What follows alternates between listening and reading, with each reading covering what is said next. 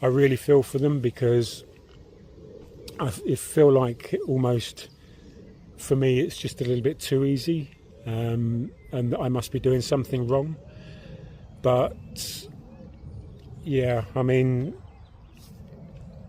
it is one of those things that you'll just have to see how it goes for yourself, and sort of join our Cancer Warrior groups if you've got questions about what you should and shouldn't be eating, and what times and what supplements you can take and all the rest of it.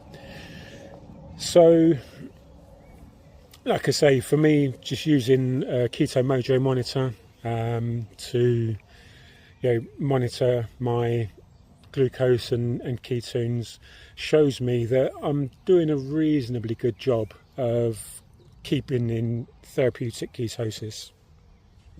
Now, just to recap what I said at the start of the video, the two main fuels for cancer that have been proved, as far as we know so far, almost exclusively, and I have to say almost because it's not 100% yet, but glucose and glutamine are the two fuel sources that influence cancer's metabolism.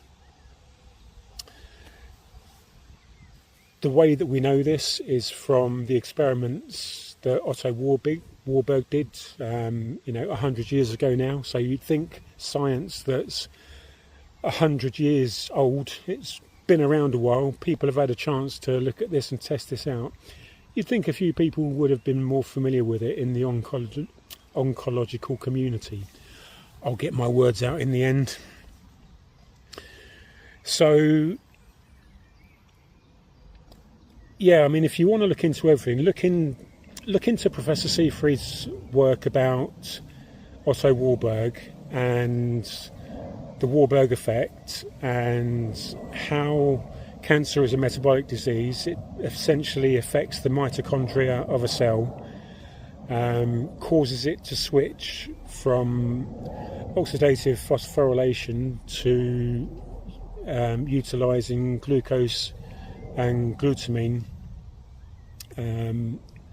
as a fermentation fuel source. And this is what identifies nearly all cancers as a cancer, is how the cell works has changed.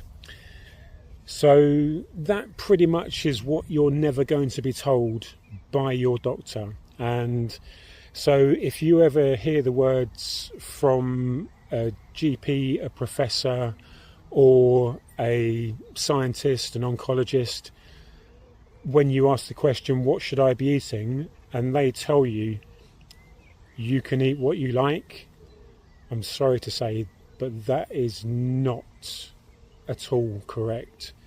If you're eating foods with lots of sugars and lots of glucose, you are essentially providing all the nutrients that cancer needs to grow as fast as it possibly can.